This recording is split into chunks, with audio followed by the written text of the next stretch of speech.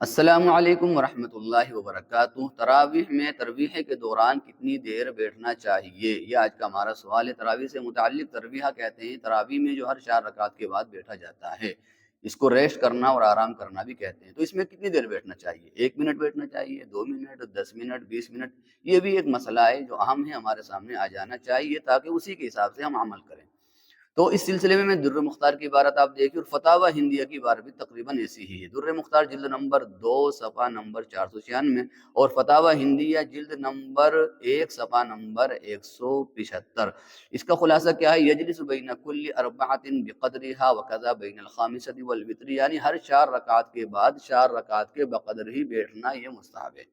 در مختار کی عبارت کیا نکلی؟ 4 رکعت کے بعد 4 رکعت کے بقدر ہی بیٹھنا یہ مستحب ہے، یعنی اگر آپ کو 4 رکعت میں 10 منٹ لگی ہے تو اب 10 منٹ کا ہی آپ کو ترویحہ کرنا ہے، یہ مستحب ہے۔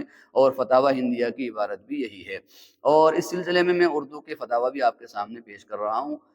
کتاب النوازل جلد نمبر 5 صفحہ نمبر 119، یہاں پر بھی یہی لکھا ہوا ہے کہ ہر 4 رکعت کے بعد اسی کے بقدر بیٹھنا چاہیے، یعنی جتنا وقت آپ کو 4 رکعت میں لگا ہے اتنا ہی وقت آپ کو ترویح میں لگنا چاہیے، مستحب ہے۔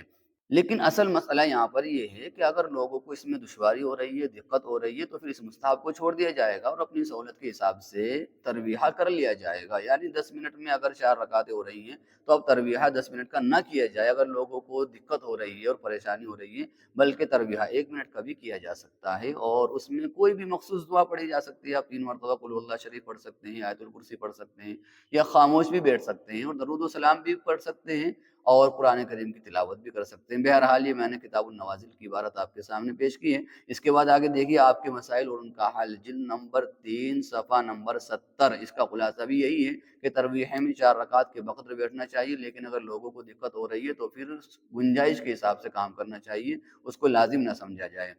اس کے بعد کتاب المسائل کی عبارت آپ دیکھیے، جلد نمبر 1 صفحہ نمبر 523، اور اس کے بعد آپ دیکھیے فتاوی قاسمیہ جلد نمبر 8 صفحہ نمبر 357۔ ان سب کا خلاصہ یہی ہے کہ ترویح میں یعنی تراویح میں 4 رکعت کے بعد 4 رکعت کے بقدر ہی بیٹھنا چاہیے، یعنی جتنا وقت آپ کو 4 رکعت میں لگا ہے اتنی دیر کا آپ کو ریسٹ کرنا چاہیے اور اطمینان حاصل کرنا چاہیے۔